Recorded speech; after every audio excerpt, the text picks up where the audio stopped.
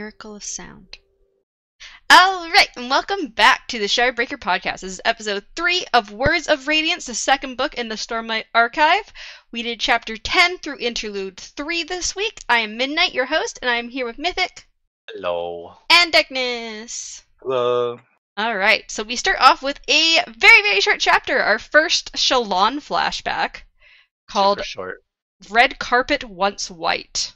And it was 6 years ago, so Shalon was like 10 or 11 years old, because I think she's like 16, 17-ish. That whole chapter creeped me the fuck out. Yeah. I have literally one paragraph written, but I've got like 5 questions after it.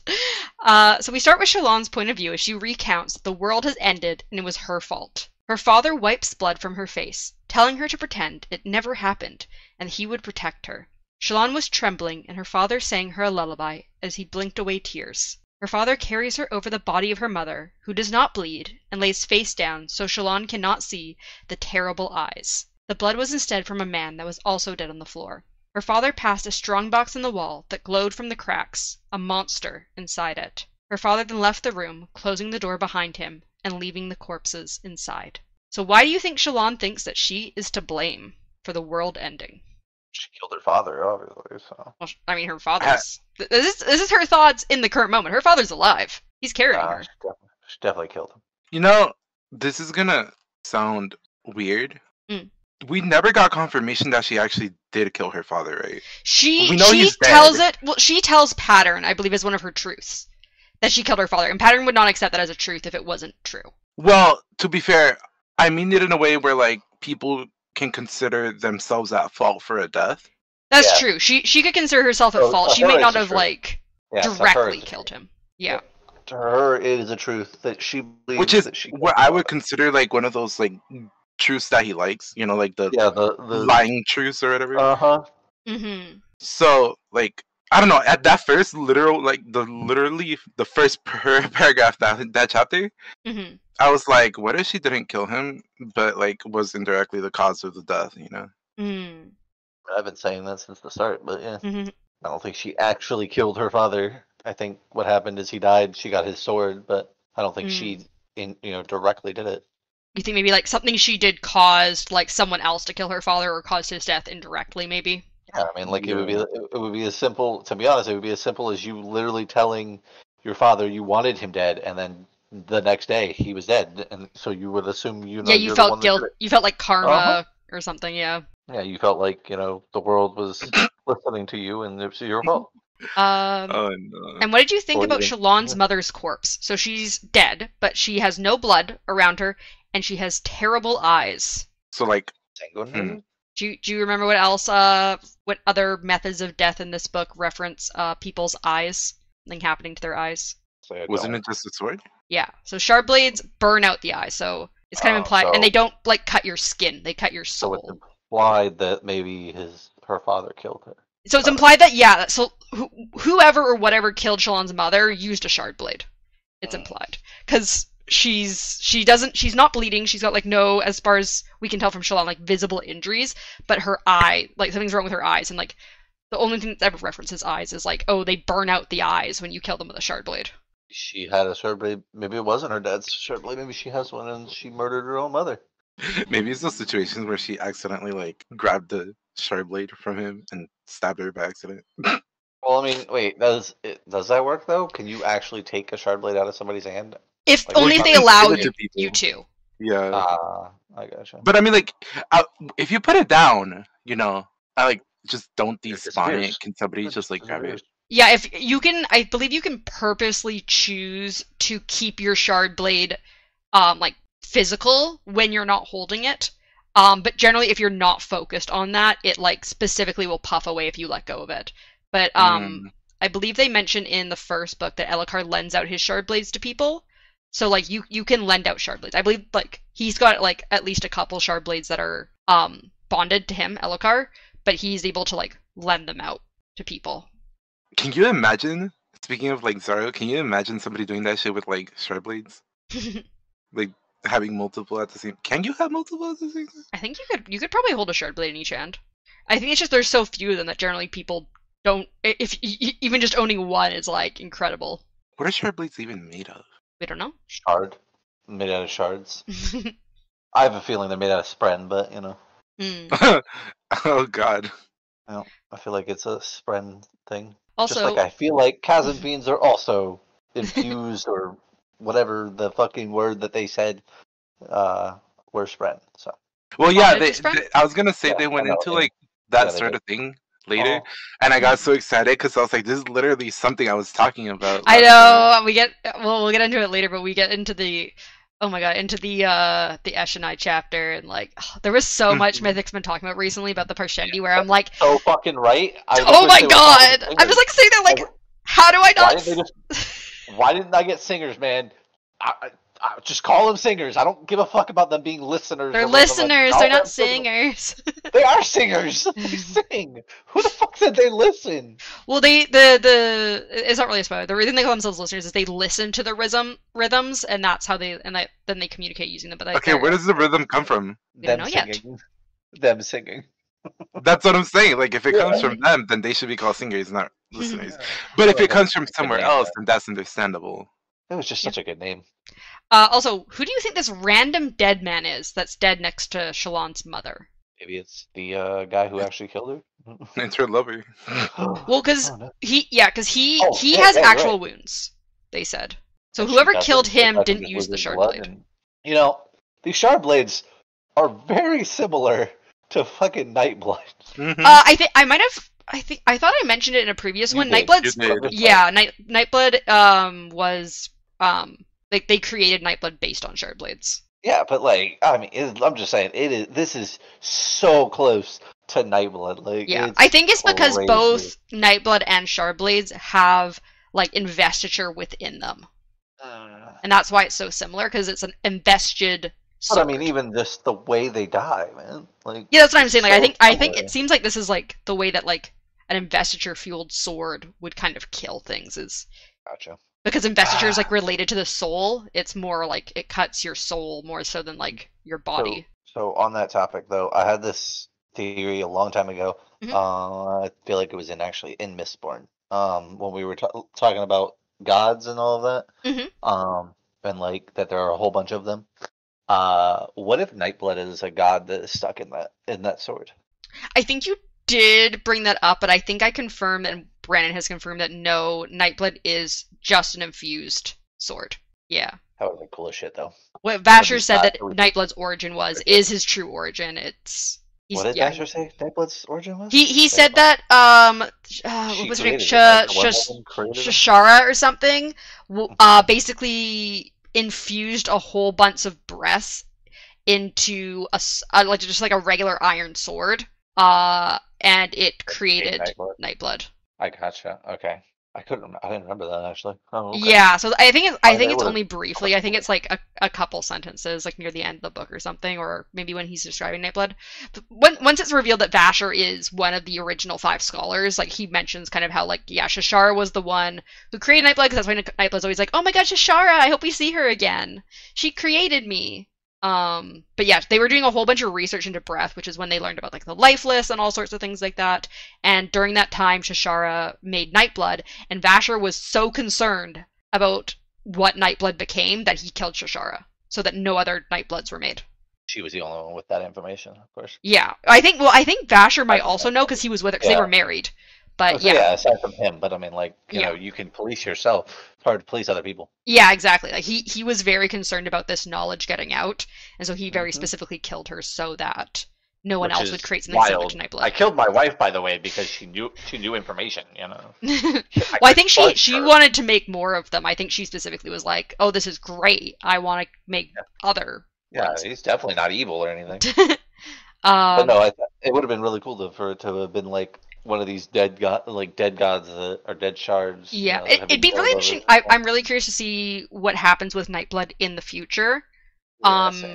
If he gets more investiture somehow, or like I just want to see if like he evolves in any way over the eras. He's gonna become Hoid, but in sword form. Imagine Hoid wielding Nightblood. Oh my god. You know, I wonder why he didn't just do that. That would have been good. That would solve all this problem. But anyways, back to my original question. So I think Darkness might have said he thought maybe like the random man was like a lover of her mother. I mean, it could be. It could also be like jealousy from the dead. It could also be some dude from that one group from the that Ghost her Bloods. father had, who came in there, and then like there was like some issue, and maybe he like wanted to take her hostage or something, And she stabbed him. And she fought back, and then they all died, And then he stabbed her with a sword of, a shard blade, and she died. Yeah, maybe. I mean, the Ghost Bloods had at least one soul caster. Maybe they also have a shard blade or two. Maybe that's where the shard blade came from. I just want to get to I don't remember what's that chapter called. Eshonai's chapter? No. Wait, is there a description on his body again? I believe his body. I think she just says that he's like in a pool of blood or something. I think it was one of the interludes. I think it's Narak, or maybe. Yeah, that's Eshonai's one. Oh, okay. Whoever's sitting there talking to the other dude and was like talking shit about how Dalinar beat the shit out of him. Oh, Venli, her sister, yeah. I was like, oh my god, I love this. Alright, so how does it describe the body? What is? Yeah, so she's 11 here. Dark corpses stretched on the floor. Father gave her her arms. A monster should not be held in love. Over the body of a woman in blue and gold. Little blood there. It was the man who bled. Mother lay face down. Yeah, I think that's all it really says about him, is that it was the man who bled. I don't think they give any other description of him besides that it's a man and that he's obviously been killed with a non-shard blade weapon.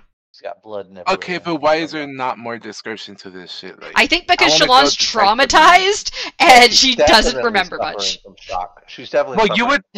Well, to be fair, you would. I don't know. I think she's much more focused on her mother's corpse than the man. I think she doesn't know who this man is, and so she's just much more focused on her mom and her father. As a child, I would have probably just scanned all of it, low-key. Well, Shalon obviously doesn't remember much from that. She has photographic memory. I don't understand. Right, that too.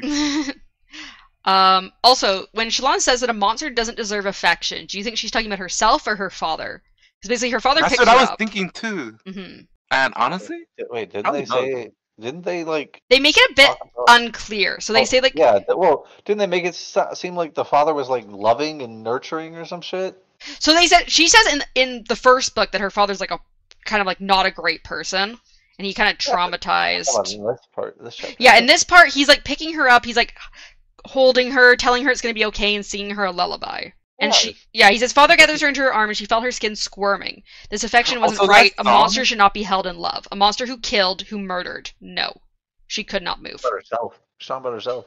That song hit hard. I think the creepy little lullaby. Yeah. That wasn't a creepy lullaby. That was a sentimental lullaby. It put me to sleep. Yeah. But no, I think she's talking about herself being held. Mm-hmm. A monster shouldn't be held. Like, I think she believes, because she probably believes she killed them. Mm-hmm. Also, what do you think the monster in the strong box is? This like glowing monster that she says is locked up and it's like safe. Okay, but like, what if? Sorry, I'm just like producing that theory like really quick in my head. Yep, but what if the dad accidentally killed the mother, or had to? Like, what if she found something she wasn't supposed to, or learned that dude was from that place, that organization or whatever, and she wasn't supposed to know, Like, we don't know what the dad... Like, what if the dad was, like, in touch with the king and they were doing that little plan together, Yeah, we don't know how her father got involved with the Ghost Bloods, so yeah, maybe her mother was involved, maybe her mother didn't like that he was involved with the Ghost Bloods. Like, we don't know when he started getting involved with them, and we also don't know why or how. A lot of unanswered questions. There's the strongbox that's involved. There's something in it. There's something in it that's glowing. Because she says she can like see the glowing through the cracks. So you think it's the shard blade that he took the shard blade and locked it up in there? Yeah, the thing is though, a shard blade should again disappear. Dissipate, yeah. If you want it to. Yeah. So you think either she's like doesn't want it back, so she's like has it like permanently out or something. I mean, also it's also like if one of the owners is one of the two people dead, either her mother or the man, it would not be bonded to anyone and would not disappear, because shard blades just form. Yeah, but it wouldn't be in the strongbox in the first place. Well, if her father, we don't know what happened necessarily. Her dad could have come in, found this, took the sword, locked it up, and then grabbed her. Yeah. No, I don't feel like that happened, though. You don't think that happened? Oh, gotcha. I don't know. I still feel like she's the one that did it. I mean, detective-wise, I'd say, mom probably stabbed this dude, then something happened between the mom realizing Shalon was in there, and then maybe Shalon killed her. Yeah, man, there's a lot of unanswered questions. Hard to figure out. Mm-hmm. I need more information. Well, that's why we're gonna get all her flashbacks. Oh, yay, wonderful. I love Shalon's flashbacks. It could be. We don't know. I don't think so though, because if it's like one of those special friends or whatever, would they want to be seen? I mean, they can like depends. just not be seen. I mean, I think if it would be Shalon's Spren, then it would be seen always. Well, I don't think it's her Spren. Mm-hmm.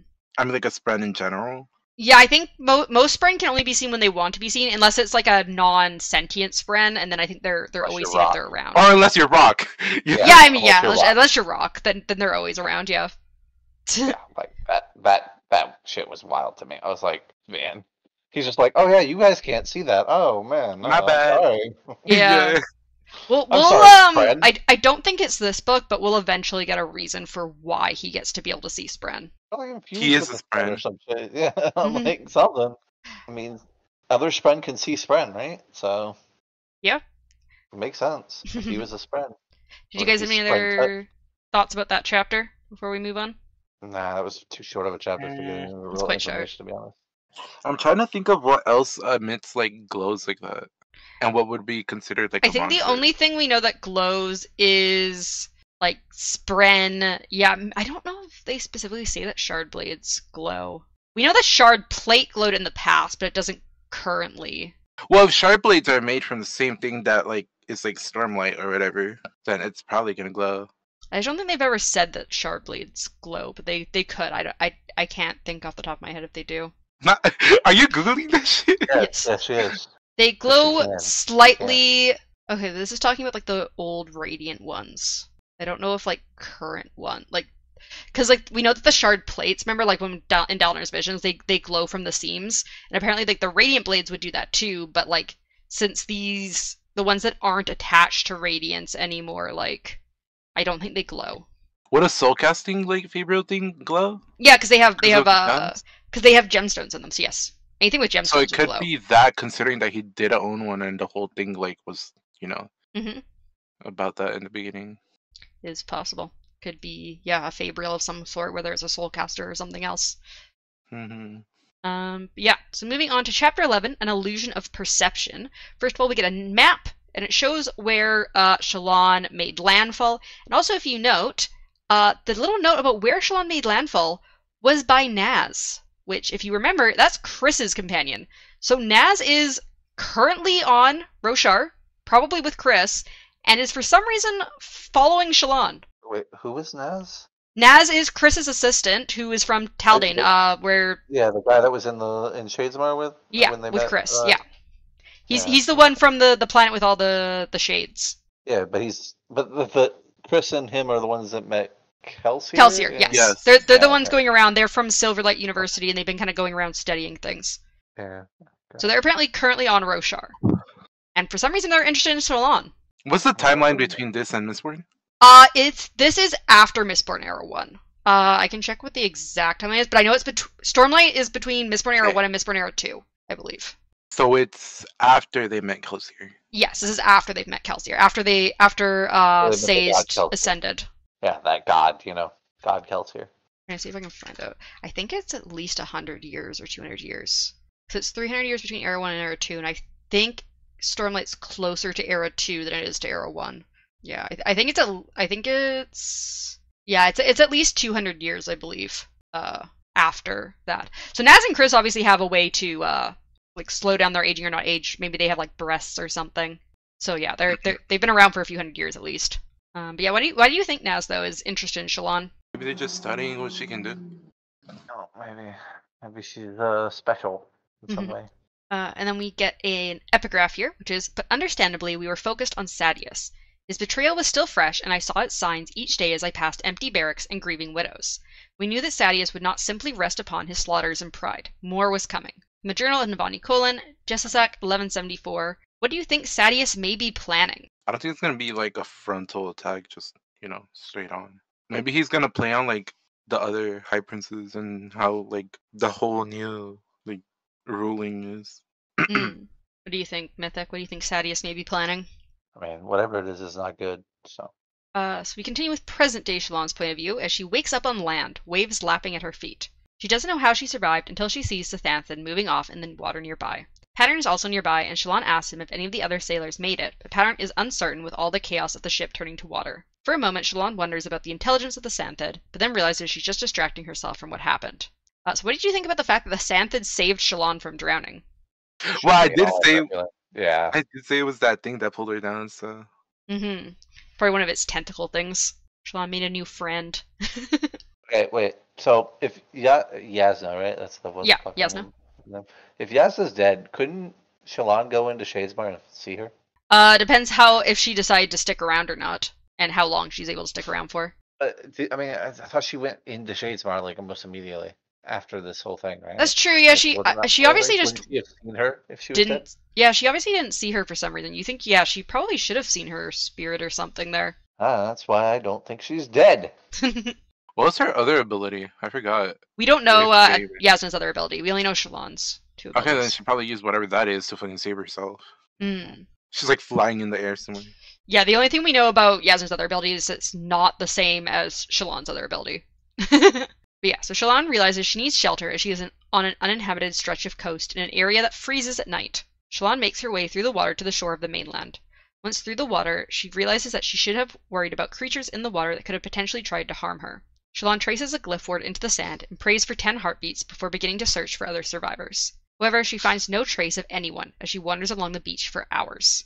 So do you think we're ever going to see any of those sailors again? Do you think any of them may have survived, or do you think they're all dead? We're probably going to see them again. I was hoping they would all die. Wow. Only because then it could be totally her fault for not thinking through. I mean, they were getting killed anyways. She probably still. Oh yeah, so yeah, since they're getting killed, let me just make sure they die. What did you think, Mythic? Do you think any of the sailors may have survived, or do you think they're all dead? No, I think all of them are dead. So Shalon eventually sits down on a rock and thinks that she needs to make fire, shield it from being seen, and then also keep an eye out for other fires. If she does see fire, she'll have to check it from a distance.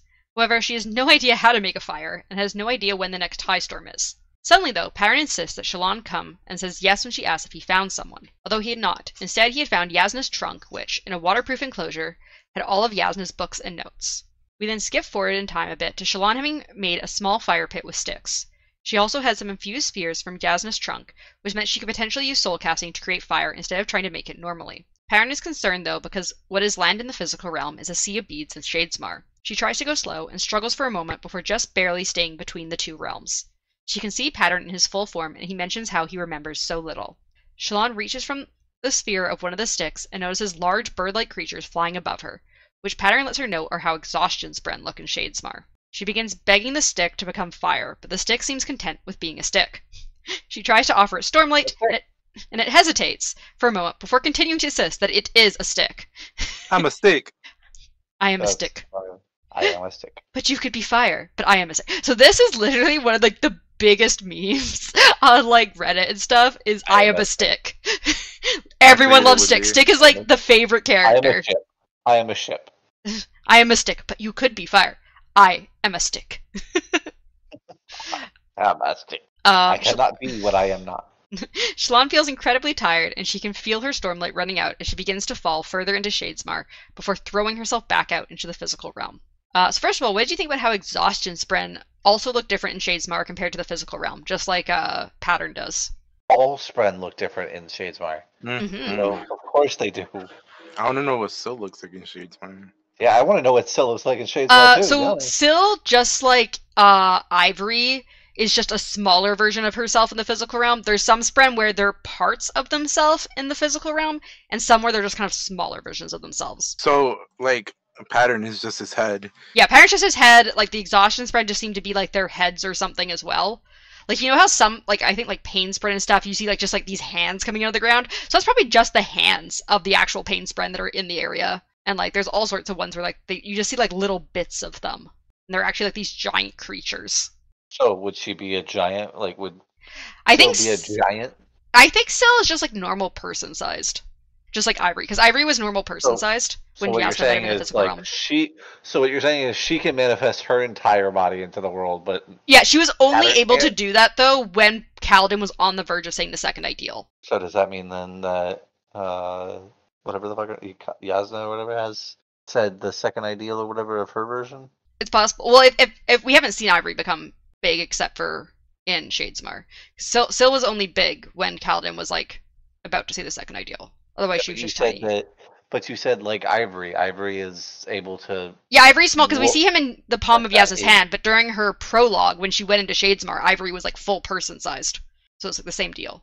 Okay, I think we're missing what I'm talking about. But I might be because even if they're smaller in the world, right? Like in the physical world, they're still like the full form of what they would look like when they go to Shadesmar. I think it's just how different Spren appear. So yeah, they just seem to be a type of Spren that they just get smaller for some reason instead of like only being part of themselves. Wasn't the first time that Syl kind of became that form was when he said he was on the verge of saying the second whatever? No, she was like a little person for quite a while. She was like a little person when he was in the cage and stuff.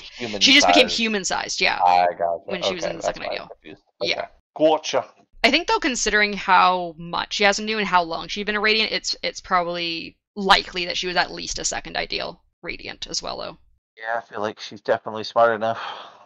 But yeah, also she reminds me a lot of Wit or Hoyd. Yeah, like I feel like that'd be a really cool ship. Also, what do you think of Shallan's failed attempt to convince the stick to become fire? I mean, I knew it wasn't gonna happen the moment they went back and forth. I'm a stick. I was like, yeah, that ain't happening. Karen's like, you need to like convince him, and she's like, I'll give you Stormlight. And he's like, I'm a stick. Yeah, I'm still a stick. Also, I'm going to send you this. This is a deleted. This is a point of view from this chapter. Would you like to look at that, guys? You can see Stick's point of view for the chapter.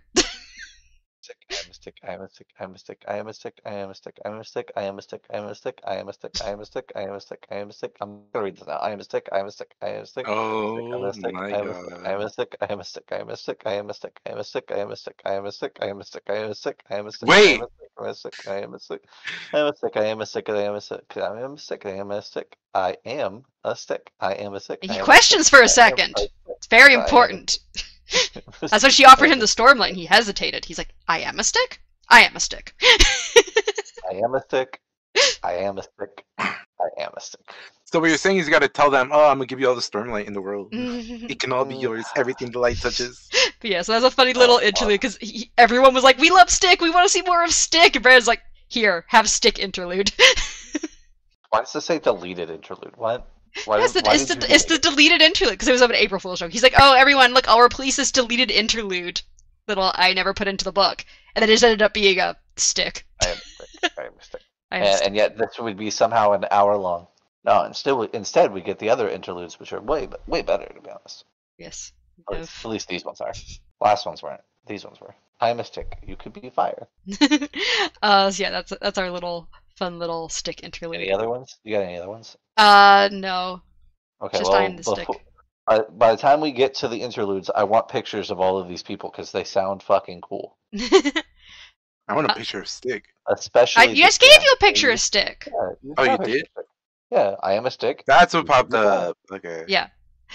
But yeah, so Shallan then asks Pattern if he knows how to make fire, and Pattern replies to ask things to change. Shallan replies that she tried that, and Pattern seems depressed and replies that he knows. Shallan then slowly gets up, So he seems more like a depression Spren. Honestly. Shallan then slowly gets up, wanting to at least try to find help instead of just sitting and freezing to death. She walks for a long time and then suddenly sees a light, which is a campfire surrounded by a group of people. She instantly curls up in front of the fire and falls asleep. When we then skip to Shallan waking up to a voice, her face and feet hurting. She glances around the area, knowing the man seems to be a merchant, and also notices one of her fingers peeking out from her safe sleeve. The man tells her that they were planning on leaving, but they thought they should wake her up before they did. She then notices that along with the Thaylen man, there were two Vorin men before noticing the caged wagon nearby with slaves. So what did you think about the fact that Shallan meets up with the slavers that sold Kaladin? Oh, I didn't actually even realize that. Yeah, this is Toblakov, who is the slaver that sold Kaladin to the Shattered Plains. You know, it's surprising that I remembered the fucking name as soon as I saw it. Toblakov, yeah. I did not remember that at all. I honestly just thought really stupid fucking... Yeah, they give the name. They also kind of make the hint of like, he's like, oh yeah, we like a few months ago sold some slaves to the Shattered Plains, which is why they don't want to go back. They're like, we did that, got some stuff there, and then went to like this other place nearby, and now we're trying to like get a ship back to Thalen. I'm a ship. So Shallan then asks the man for his name, which is Toblakov, and Shallan notes that he is a slaver when he calls himself a merchant. She notices that the sphere she'd been holding last night was gone, likely taken by the men, but her safe pouch seemed untouched, even if her safe sleeve was unbuttoned, although she couldn't be sure if she unbuttoned it or if they did. Shallan then tries to think of how Yasna would act in this situation and tells Toblakov that she will allow him to assist her. Do you think the slavers unbuttoned Shallan's safe sleeve, or do you think it just like came unbuttoned at some point during her ordeal? No, I definitely think they did it. I definitely think they were attempting to do some untoward shit to her while she was unconscious. So Shallan then tells the men that she was in a shipwreck and that the men would be her new servants and would have to fetch her trunk that is nearby. She also gives them her last name and tells Toblakov that he must bring her to the Shattered Plains. Toblakov says they had just left the Shattered Plains a few months previously, but Shallan insists he take her back and that he will be compensated accordingly, because, yeah, she totally has the money to compensate him. Toblakov tries to suggest bringing her to the Shallow Crypts, but Shallan insists on going to the Shattered Plains. Shallan is surprised when the men do as she asks, although she almost jumps when she sees that they have parchment. So what do you think about Shallan convincing the men to take her to the Shattered Plains? I mean, better than her convincing the stick to turn into fire. Yeah, she was much better here. And I mean, she definitely learned from Jasna, so... She's like, what would Yasna do? So then we get Chapter 12, Hero. Our epigraph is, unfortunately, we fixated on Sadeas' plotting so much that we did not note of the changed pattern of our enemies, the murderers of my husband, the true danger. I would like to know what wind brought about their sudden, inexplicable transformation. From the Journal of Navani, Jessasac 1174. So what do you think about Navani mentioning a sudden and inexplicable transformation? The new form. Yeah, we learned a little bit from Eshonai's chapter that they can change forms. So they obviously get some sort of horrible new form. Almost like I called this. I know! I was sitting there so much when you were bringing this up, just being like, how? How? Because they're the same fucking creatures. They are. They're related to the Great Shells. Literally the Parshmen and the fucking Parshendi or whatever the names that they gave them are the exact same people. Yeah, so we learn in why would one have armor and the other not? We learn in Eshonai's point of view that they call them slave form, what the Parshmen are like. Yes. I want to know what was the other one? There was another one that she There was dull form, which is similar. Dull form. Yeah. There's dull form, yeah, where you're kind of like, your mind's a bit fuzzy, but like, and it's very similar to slave form, but slave form, they like, are like, you have no soul and no songs, and no spren. So apparently they have a spren related to each form, it sounds like, and... I mean, doesn't she like change? We'll get to it. Yeah, we'll get to it in the next chapter. Yeah, so there's a little hint to it here in Navani's thing where she says they have an inexplicable transformation. So yes, obviously they find a new form and it freaks out the Alethi. Yeah, it was. I mean, we find. I think. It sounds like it's going to be storm form based on the conversations. Yeah, but yeah, that's what I was thinking too. I was like, this definitely sounds like this form that they were talking about, storm form. So we switch to Kaladin's point of view as he, Rock, and Sigzil are experimenting with his powers, which I know you guys were hoping for last episode. So we finally get the experimentation episode. So Kaladin sticks a rock to the chasm wall, and Rock holds onto it, with Sigzil telling him to hold on until he falls. It takes about 20 seconds. Sigzil then suggests that Kaladin take in the Stormlight from just a diamond chip and see how long the Stormlight lasts so they have a baseline for his ability. Lopen then comes over, joking about how at least Rock has 2 arms, as Rock complains about his arm strength. Lopen asks Kaladin to fly or walk on walls, but Kaladin replies that he can't fly, and when he tried to walk on the walls, he just fell. Rock then suggests that Kaladin try to do what he did with his shield, where he had all the arrows get pulled towards it. Rock also points out that there are spren that are holding the rock to the wall, which Kaladin can see, but Sigzil cannot. Kaladin thinks he can see them because of his abilities, and Rock says he is Alai-Iku, which is why he can see them. So do you think Kaladin's potential ability to walk on walls is based on his adhesion surge, or do you think he has the gravity surge like Szeth? I don't think he's like Szeth. I just don't. Do you think it's more just like he's sticking his feet to the wall and trying to like walk up it, probably? Yeah, I feel like it's a mimicry, but it's not an actual like he's saying. For Szeth, is it?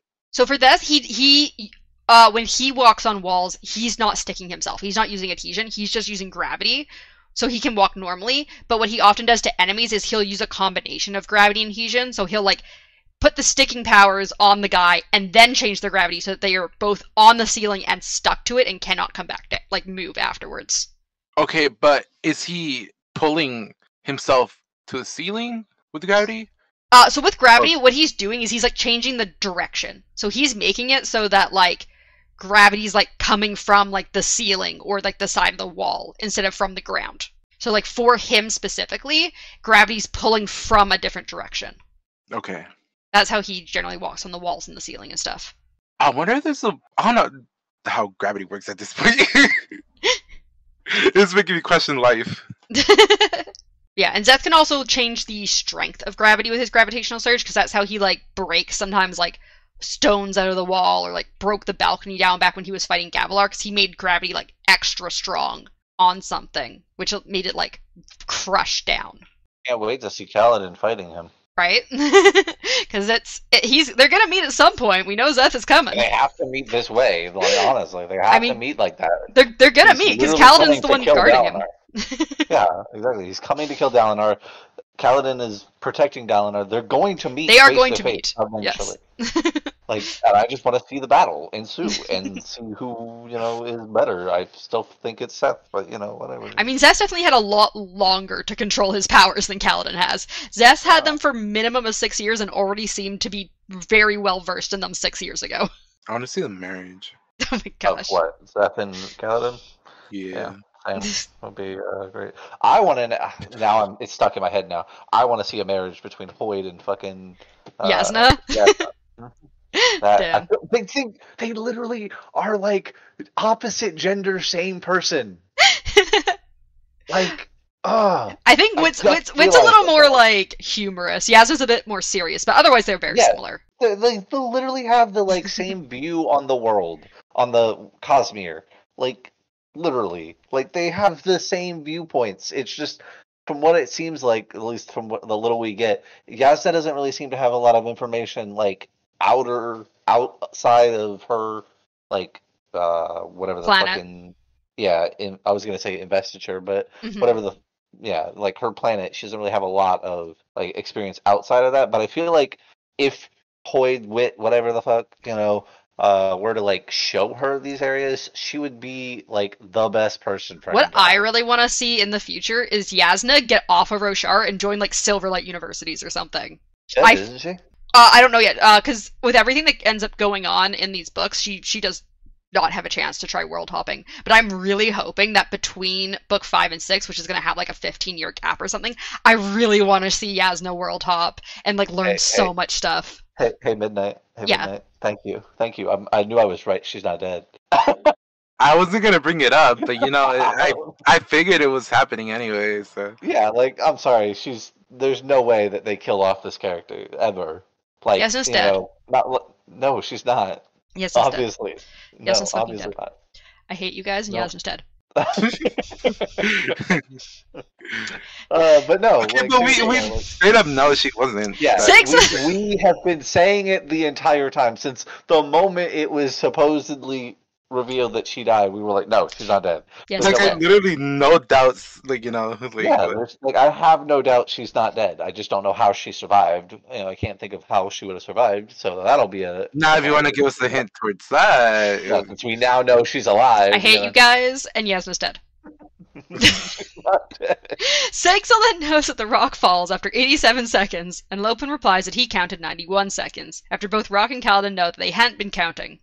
Saxel, however, seems annoyed that he can't be extremely precise with his calculations because they can't be sure that each diamond chip holds the same amount of stormlight, and they would also need to calculate how long it's been since the sphere has been infused. Lopin then asks Kaladin to stick him to the wall, so Kaladin does. Rock asks if it's uncomfortable for Lopin, but he replies that he's fine, just worried his coat will rip or the buttons will snap off, as it's mainly his jacket that's stuck to the wall, not him. Lopin then makes a joke about one-armed Herdasians before the stormlight starts to fade, and Kaladin helps Lopin from falling. So what do you think about Sigzil wanting to try his best to properly record Kaladin's abilities? Sounds like a good friend to me. Sounds like good information to have. That's exactly what I would have wanted to do. Yeah, and then Sigzil's gonna be so frustrated because he's like, we can't even be sure that our calculations are gonna be correct because we can't know if every single diamond chip holds the exact same amount of stormlight. I felt that so bad. Right after he started stating all of the possibilities and shit, I was like, you're right. He's so annoyed. I like Lopin. I like Lopin's viewpoint on I love Kaladin's Lopin. points. I like Lopin's great. like on the powers of Kaladin, because if I remember correctly, he said something about I need it to impress the women or some shit, and I'm like, how are you impressing the women with Kaladin's power? Well, because Lopin had said previously, like, hey, Kaladin, you need to learn how to teach me these powers. I need to have them too, so I can impress women. Okay, but like, also, like, I just know he's gonna fly, bro. Yeah, no, with the way that they're talking about it, yeah. Lopin's like, because I think Lopin makes a joke at one point. He's like, "Oh, the women will say, you may be one-armed, but you can glow, Lopin. Now kiss me." I love fucking Lopin. Lopin is hilarious. He's the best. You love Lopin? Lopin's great. Yeah, I just remember the one where Rock was like, Stormblessed leader, or something like that. You have something you can do that, you haven't told us, and Lopin's out of nowhere, fly? Right. It kind of reminds me of your D&D character. Like, What? Lopin's great. Yeah, just wait till I get fly, So we then skip forward in time a little to Kaladin as he dashes across the chasm floor towards Rock, Lopin, and Sigzil, who hold up spears to try and hold him back. Kaladin sticks his own spear to Rock's, causing Rock to hit himself in the head, and pushes Lopin's spear down to have it stick to the ground. Sigzil attacks but misses Kaladin, and Kaladin pushes it into Lopin's spear and sticks them together. He then races past them to get a new spear and waits for the three to get their spears unstuck. Kaladin then charges at them again and sticks his spear to Rock's, but Rock is expecting it this time and yanks Kaladin forward by his spear, causing Kaladin to stumble. Sigzil and Lopin move to go after Kaladin, but he uses his foot to infuse Stormlight into the ground, causing Sigzil to get stuck and trip. He then slams his shoulder into Lopin and sticks into the stone wall again. Rock then throws a log at Kaladin, which he dodges and then jumps on top of when Rock tries to pick it up again. They wrestle on the ground, but Kaladin eventually slips away, causing Rock to laugh and say he almost got him. So, what do you think? Who can't fight, Yeah, what do you think about Kaladin trying to fight with his abilities? Like, seeing that? That's pretty cool. I was interested in the fucking tree getting swung around. Right? Kaladin's like, where the fuck did he get this giant log that he's throwing at me? Even Kaladin's like, the fuck, Rock? Rock's just like, yeah, no problem. Rock and tree. Yeah, Rock throws trees, man. Rock's actually a cultivation sprint of some sort, since he's nature related. Jesus. That would be fucking hilarious. A name like Rock, Wait, no, because I just literally say he's a spread. Yeah, I know. That's what you guys were saying he was a spread, so I'm like, yeah, he's a cultivation related spread since his name is Rock. Oh my god. Like Rock, you gotta be. Yeah, for sure. So Kaladin says that Rock would be a great warrior, but Rock insists that he is too high of a son to fight. Lopin then jokes about how Kaladin is leaving him stuck to the wall, and says that his hand that was bitten off by a beast is making a rude gesture at Kaladin. He's like, I want you to be aware that I am making a rude gesture at you. The hand that I don't have anymore is making a rude gesture. Yeah, because he can't make it with the other one because his hand's stuck to the wall. Kaladin lets Lopin down, and Tef soon comes by, stating he left the new recruits with Drehu. Tef says it would be better to put Rock in charge of the men, but Kaladin insists that it had to be Teft.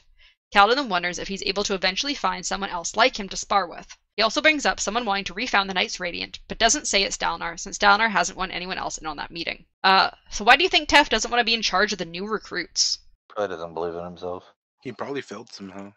I mean, when Kaladin first tries to recruit him back in book 1, he's like, I don't want to join you, and Kaladin's like, why, you don't trust me? He's like, no, you shouldn't trust me. I think he says, like, he's always failed people before. Maybe he's led a bunch of soldiers into battle and, like, they all died. I mean, we know he was some sort of soldier, like, in the army at some point and then got sent to the bridge crews, which is generally a punishment. I thought they said he was, like, a general or some shit. Well, we don't know, I think, how high up he was. It's just Kaladin says he kind of talks like a general, like he was in charge of people before. Mm-hmm. But Teft is a Dark Eyes as well, so he wouldn't have been, like, super, super high up. I mean, he probably would have been, like, a squad leader or something. Nobody thought Kaladin would become a captain, so... Yeah, but remember, they've also been saying Kaladin's, like, the first Dark-Eyed captain, like, they've ever heard of, so if Teft had also been one, they probably would have. Well, Teft was in the War Camp army under Sadeas. That's how he ended up in the Bridge Crew. Okay, but where is... And Sadeas is not going to promote a Dark Eyes to fucking, like, captain or general. It's fucking Sadeas. So even if he was good enough, he wasn't going to do that. Sadeas is the one that has the wife that's evil as fuck, right? I mean, they're both kind of evil as fuck. No, not evil. He's got the wife with the name that's a perfect palindrome, which is, like, considered kind of not okay because a perfect palindrome is, like, supposed to be of God, so it's like you're only supposed to have names close to palindromes, not perfectly yourself. So she's like, her parents were like, "Oh, you're extra special. You can be godlike." Have a I went perfect. to her head or anything, you know. Yeah, definitely didn't. That's crazy. Who would ever name their child after a religious figure like that? Yeah.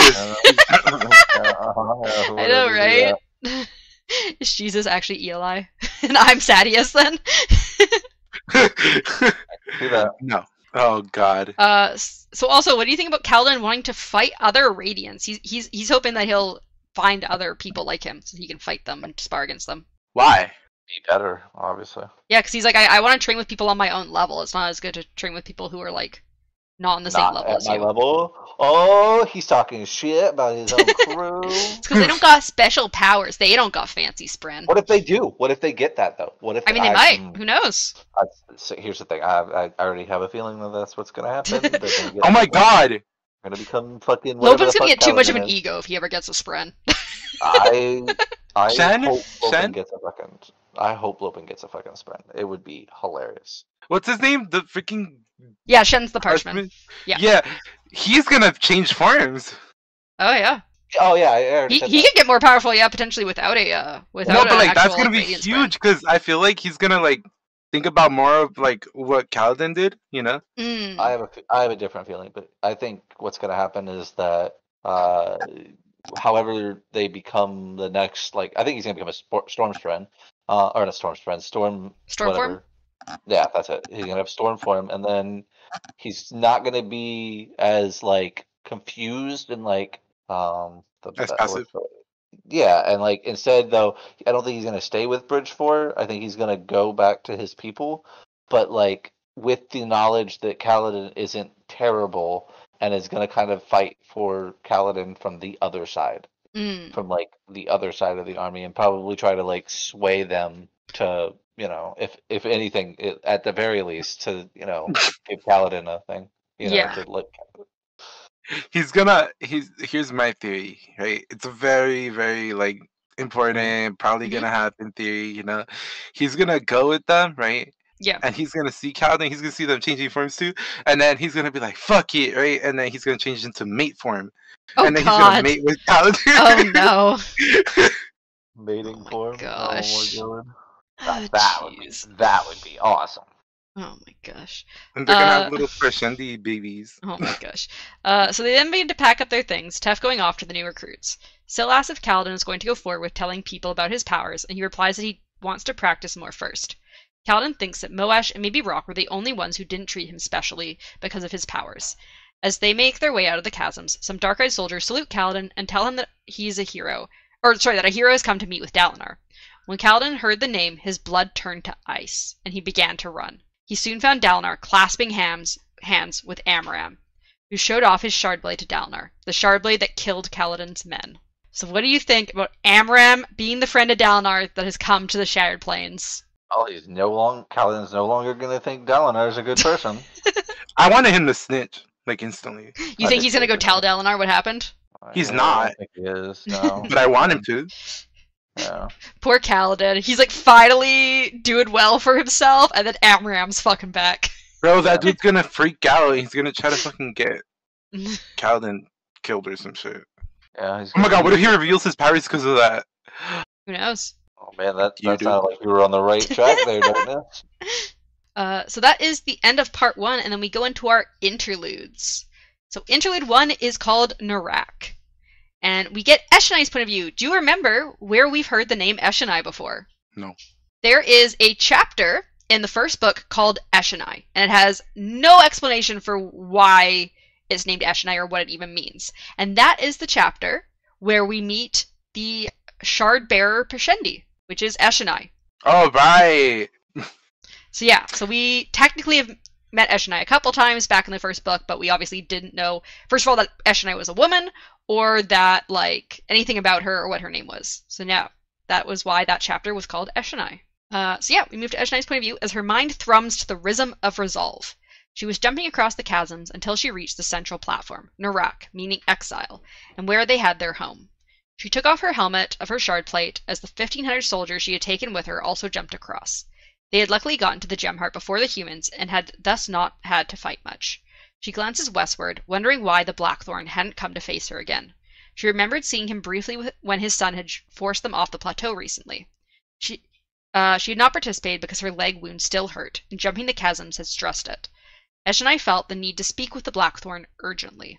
So why do you think Eshonai feels the need to speak with Dalinar urgently? Marriage contract. That's my answer to everything. I just realized. I know it is. What do you think, Mythic? I honestly no idea. Maybe she wants to talk about what that king did. But what his brother did? Her brother. His brother, yeah. Mm-hmm. So many of the others hummed or sang to the rhythm of mourning as depression had claimed her people, the listeners. Throughout Narak were the ruins of buildings that had fallen to the high storms. There was a large stone spire that had been completely covered in crem so that you could not enter it, and it was one of the few buildings that had survived over the centuries. Eshonai had explored many of the ruins, and she had been exploring when they first met the humans 7 years ago. She also thinks about how the humans don't seem to notice that the Shattered Plains are actually the ruins of a long-destroyed city. Eshonai briefly attuned to the rhythm of the lost before tuning back to the rhythm of resolve. So what do you think about getting a Parshendi or listener point of view? I mean, we got a lot of answers. What did you think, Mythic? Were you happy to get a listener point of view? Oh, I'm super happy to get a singer point of view, though. Also, what do you think about the rhythms? It just sounds like the whatever the fuck the not oaths. What's the fucking things that Syl said he was close to? The second of. Oh, the ideals? Yeah, it sounds like their version probably of the ideals. So they speak to these different rhythms instead of kind of expressing emotions. So this is how they tell what other people are feeling. It's like, oh, I can hear that you're tuning to the rhythm of resolve, or to the rhythm of mourning, or to the rhythm of praise. To the rhythm of lust. I'm sure mate forms do. Yes. Yeah. Also, what do you think about the fact that there are the ruins of an ancient city on the Shattered Plains? Pretty sure Mythic had a theory where that was essentially it. I sure did. I have a lot of good theories. Mm-hmm. Never think they're right until you've had so many correct theories, and it's honestly mind-boggling to me. I'm constantly telling Jews after fucking podcasts how have they thought of this? I'm amazing, and I just take context well, I guess. You do. So as Eshonai wanders through Narak, she thinks about how they had called it exile because it was where they had been separated from their gods. They had built their war city here, creating barracks and small farms. Both Malin and female listeners raise their hands to Eshonai as she walks past them, and Eshonai notes how few of them there are left, as the Alethi had been relentless in their vengeance war, although Eshonai didn't blame them. Eshonai then enters the Hall of Art, where soldiers are trying to paint on shells. Eshonai tells Varanus, one of the lieutenants, that he is doing better to the rhythm of praise, but he hums to skepticism as he says that it does not look good and wonders why such beautiful colors become brown when combined. Eshonai felt strange being a general as she preferred work form to war form, but she needed the armor of war form to fight. She asks Varanus if he had seen any spren, but he had not. Varanus then asks what art will do to help them in this war, but Eshonai replies that if they find new forms, it will help her sister to find other new forms which may be stronger than war form. So what do you think about the listeners trying to learn art to find new forms? There was so many more forms, and you can't do a certain thing. That would make sense. That maybe that's where it's coming from. Yeah, it's interesting that it requires an art form, though. Wait, well, even new theory. Mm-hmm. Yep. Shen, right? Is that the other Parshendi that's with him? Okay, he's gonna have a different form, complete new form. Oh, you think so? Form, not anything. He's gonna have some other form that they've never seen before, and that's why they're gonna probably take him seriously. Mate form 2.0. Oh God. Only if he's mating with Kaladin. So Eshonai then thinks about how neither work form nor war form were good for creating art. Mate form was easier, but it was hard to keep listeners productive when a mate form, as they often weren't as much themselves in that form. Nimble form was also good for art, but they couldn't spare many to be in that form. Eshonai thinks that the old songs speak of hundreds of forms, but they currently only know of 5, or 6 if you count slave form, which is what the humans are used to seeing. Slave form had no spren, soul, or song. She then leaves the Hall of Art, noticing some work form listeners carrying water from a large pool that some nimble form listeners had made to collect rainwater. 3 listeners in mate form were splashing in the pool, 1 male and 2 female, and Eshonai insists they get out and they grumble to irritation as they comply. So what do you think about the fact that the Parshendi actually have 4 genders? They have male and female when in mate form, and then they're malen and femalen when not in mate form. I mean, gender's a spectrum, so, you know. Mm-hmm. So I believe it sounds like they just have no genitals, basically, when they're not in mate form. Honestly, kind of cool, not gonna lie. Right? To just be, no worries, no genitals, just you only are specific on one thing in your life. Like that's very freeing. Mm-hmm. I mean, there's no free. I wouldn't mind. I wouldn't mind being female and instead of female. Female, yeah. Yeah. He's so nice. I mean, Midnight, just identify as female. That doesn't change the fact. Does the like non-mate form correspond with the? Yeah, so I believe if you're female in non-mate form, you are female in mate form. Okay. And I think they obviously still have, I think, some form of genitals to like pee and stuff, but like the women obviously wouldn't have like ovaries and stuff. They have a cloaca. They totally have a cloaca. They might. I don't know. But yeah, like you wouldn't. They're crab people, are they not? That's true. They are crab people. Yeah, they have a cloaca. I find it interesting that they have more than the two genders, which is always cool to see. But yeah, so some of the work form listeners sing to praise as they generally dislike confrontation. But Eshonai thinks that although it was harder, she was able to confront others when in work form, so she thinks they're just kind of being, like, lazy about it. She was also able to be productive while in mate form, although there had been distractions. Other than that, her time in mate... Not distractions. Mm-hmm. Other than that, her time in mate form had apparently been disastrous. So she doesn't explain what that means, but apparently she did not have a good time while in mate form. It did not go well for her, apparently. Eshonai didn't understand listeners who enjoyed being in mate form, as most would seclude themselves for a year and change forms as soon as they could after the birth of their child. One of the things that had confused her about humans was that they couldn't change forms and were ready to mate at any time.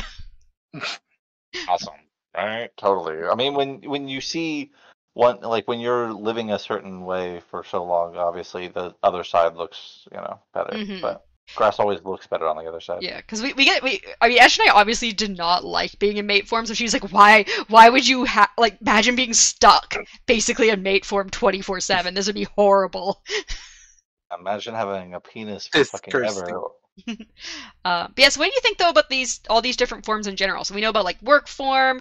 So we know that war form is the only one with the carapace armor, which is like pretty much the only form of the Parshendi that the Alethi have. All of them. I want to see what they. You want to see the different forms? Okay, I can try and find the different forms. Because I was gonna go look it up, but I can't do that because it's not allowed. Don't give him the satisfaction. Don't give him the satisfaction. Don't be the satisfaction of seeing what these forms look like. God damn, unless you're mean. So Eshonai wishes she could explore the human cities, but instead they had ordered the assassination of the Alethi king in a desperate gamble to stop the listener gods from returning. It had worked, but now her people were slowly being killed off. She wandered over to her home, knowing that they had used to live where the Alethi had built their war camps. So we get confirmation of where they originally were from. They apparently used to live in the war camp area of the Shared Plains. But they had abandoned that place to the plateaus, where the Alethi had a harder time getting across. Bentley had made rooms that... I'm sorry, do you remember that passage where it was, like, describing that this is the spot where the god left or whatever? Yeah, Earthira was, they said, the place closest to honor, was what they had said. Not where God left. No, like, right now in this, like, chapter, it was, like... Oh, she said that they had killed the king to stop the listener gods from returning. Before that, it was, like, the people were not aware that this is probably, like, a ruined city or whatever. And, the Shared Plains, yeah. Yeah. And this is like where our listener gods left or like abandoned us or some shit. I don't think they... I swear they did. I feel like I remember that too, but not 100% sure. So it'd be early. It was like right at the beginning where it was describing the city. They've been in Iraq, reached pleasure the Singe Plains. Jim Herb minimal fighting. Devi carried it. Where are you, Blackthorn? She's the Shardbearer. She need to speak with Dalinar. There's the ruins. There's a tower with the spire. She discovers similar ruins when they encountered humans. It's a city gate. To resolve, entered in Iraq. There's the Shared Plains that once been populated. There's another ruins where people made their home in the ruins of a dead city. Oh, where they had come to be separated from their gods. So they say that in Iraq is where they had been separated from their gods. Mm-hmm. Is that gods in multiple or? Gods plural. Gods. Huh. Yeah, she constantly refers to like the listener gods as like multiple. Multiple, yeah. Yeah. Probably one for every form, So Venli had made rooms out of the Kremen shell. She wanders inside, setting her helm on a table, but leaving the rest of her shard plate on, and goes towards where her sister Venli and the other scholars in Nimble form were. Venli's once mate, Demid, sat next to Venli. They had not produced any children, apparently, when they had mated. So what do you think about the fact that the listeners used to live where the war camps are? I don't know, but they need to mate harder. Apparently neither Eshonai nor Venli had children while in mate form. Crazy. With the amount of soldiers they'd be losing. Yeah, for sure. They definitely need some more, you know? Also, what do you think Gavilar was planning that caused the listeners they felt they needed to kill him? Because they said that they needed to stop their gods from returning. So something Gavilar was doing was going to like bring back their gods, and they were very concerned about that. The codes? No, the codes are for the good ones. So if they, let's go with this thought process that they are still, you know, like what we think is Voidbringers, yeah. And they were on the opposite side of humans or whatever. What if they had no control? And that is why they want to avoid it. Well, another question is, why are they not in slave form? It's got to do something with the storms. So they're this one small group that was secluded from the rest of the world, that didn't become slaves at the end of the last desolation. And it seems like all of the Voidbringers became slaves. Maybe they're slaves as a punishment. The other ones are, because they didn't do anything wrong. Because they obviously don't like the listener gods. So if the Parshmen, like Yasna said, are Voidbringers, and it seems like they are based on the descriptions, and these people are very anti-listener gods. So like it sounds like if they are talking about Odium and potentially whoever else, because they say gods plural, then they seem like they're anti-Odium. Mm-hmm. No, Odium is a bad thing. So what if this group is the select group that chose to help the other side then? And that's why they weren't turned into whatever punishment the people who survived, you know, caused upon them. Yeah, makes sense. So Venli asks Eshonai how the battle went, and Eshonai responds that they won the gem heart, but that Dalinar had not shown up. Venli doesn't think he will, since she had almost killed him last time. Venli asks what Eshonai would speak to Dalinar about, and Eshonai says that she would try to sue for peace. But Venli finds it unlikely that Dalinar would agree since they killed his brother. Eshonai briefly remembers how Gavilar had told them something the night of the party, and how she and 5 others had agreed that they needed to kill him so his plans wouldn't go forward. So apparently the plan to assassinate Gavilar was decided the night of the party. Like, they did not plan to assassinate him until he told them whatever he told them that night. They were just going to do, like, a truce thing. They were just going to, like, chill with them. And then Gavilar was like, hey, look, there's this thing. And they're like, oh my god, this is horrible. We need to murder this man. How dare you? So this wasn't, like, something they had planned way ahead of time, like, as soon as they met them. They actually were just chilling with them for quite a while. Mm-hmm. This was, like, a spur of the moment, like, we are very concerned about what this man has planned. Probably because he's going to take over the world, you know? Usually bad people don't want that. So, well, the thing, it could still be the gods coming back. Mm-hmm. Yeah, that's why his brother got killed, so, you know. So Venli says that she had figured out how to take storm form, which upsets Eshonai as she says that Venli was supposed to be working in forms of scholarship and diplomacy. Venli says that humans have surge binders now, although Eshonai says it could have been an honor blade. But Venli thinks this is unlikely, as Eshonai had not seen an honor blade. Venli states that if surge binders have returned, they need forms of power. So what do you think an honor blade is? Kaladin?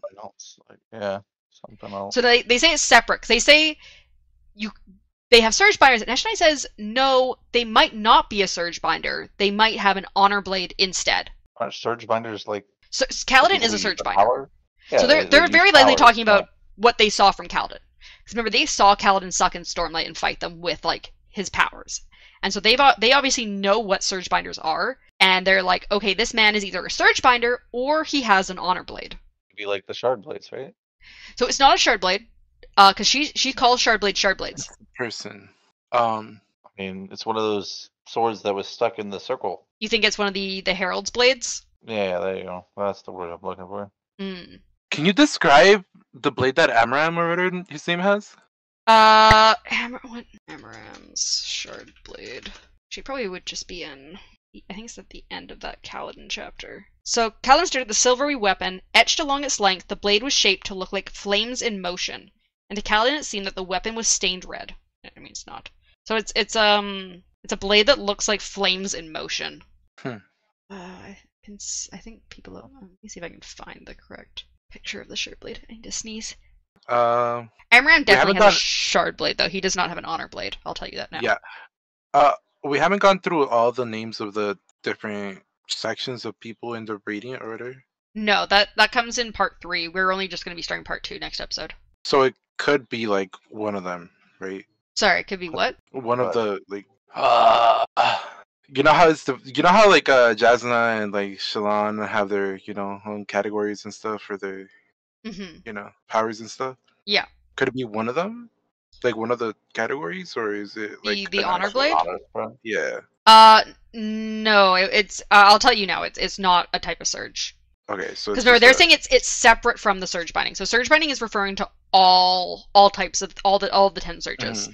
They're saying that it's something else that could it sounds like make them think it's a surge binder. So it would be something that can recreate surge binding. So it definitely is a sword. It's definitely a sword because I think Venli also says like, well, did you see a sword though? And Ishinai's like, no. What if it's that sword that Hoyd whatever kind of got?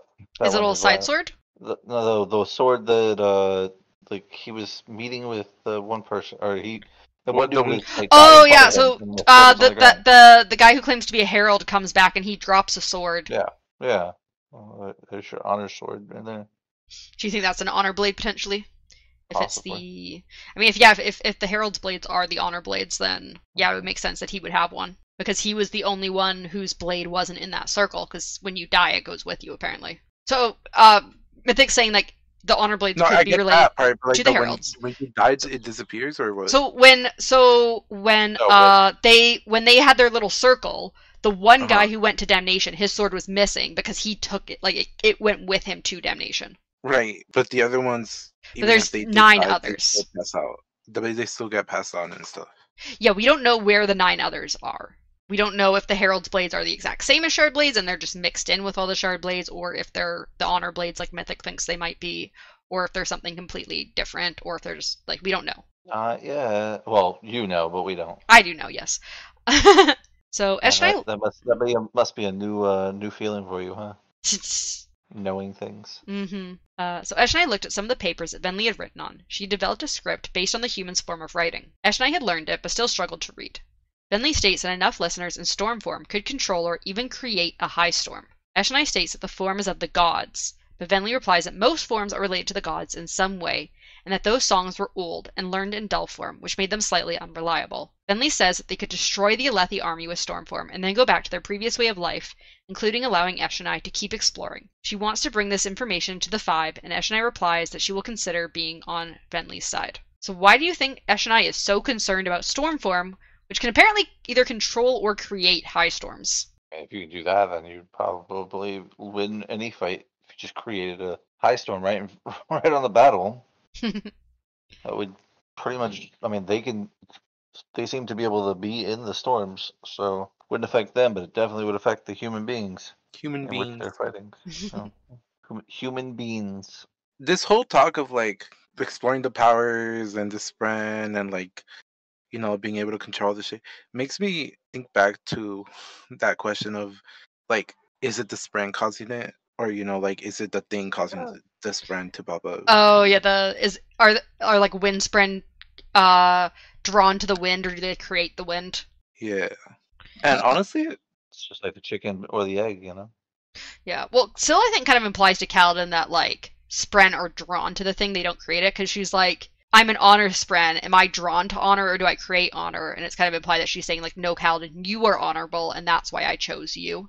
Okay, but the thing is that she's not necessarily right, considering that she is influencing him really hard. I mean, she is, but she was drawn to him from his time in the war when he was an honorable person before they even met.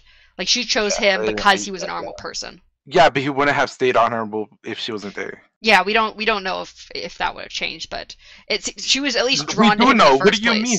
He's had moments where if Syl was not there, it would have been over.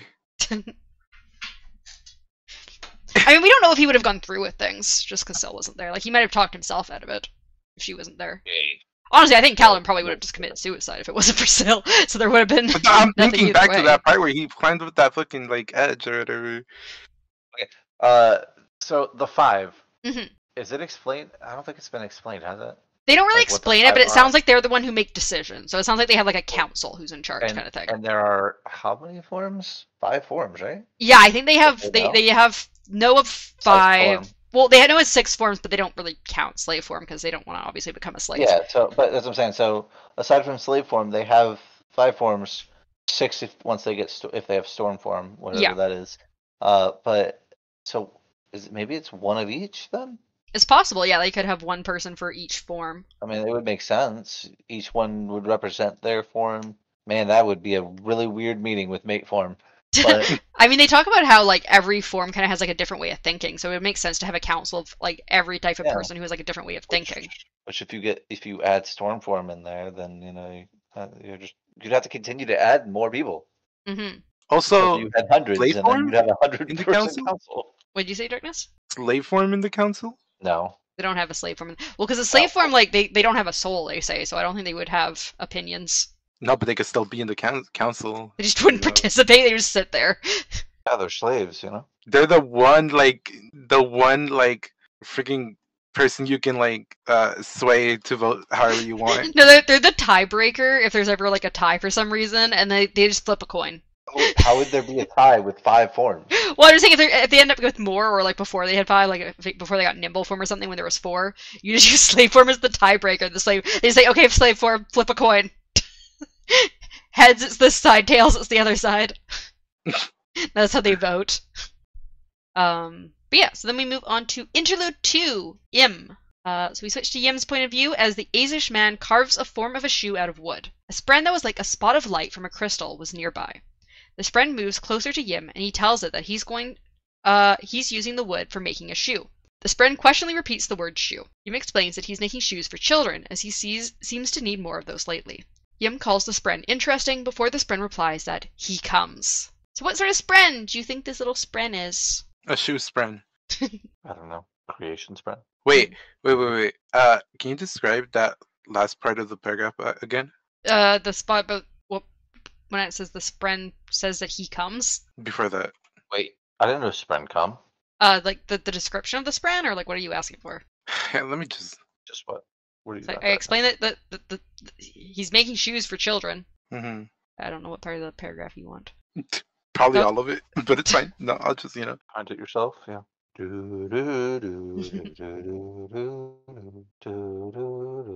it's a light spren? Oh, okay. So you could have said yes when I said, did you want the description of the spren? So it's a spot of light, like being seen through a crystal. It's a light spren. Possibly. I'll tell you at the end. I'll tell you at the end of the chapter. Oh, the way she said that, though. Possibly. So Yim quickly stands, seeing a shadow and wondering if it's the man who had been watching him. But instead it was a young boy. The young boy was a dirty Iriali urchin, and he said that people had been saying that Yim doesn't charge for his shoes. Yim replies that he charges in stories and experiences instead of in spheres. The boy calls him weird, but then sits down the stool and offers one of his dirty feet, which Yim begins cleaning. Reluctantly, the boy begins to speak about... Ew.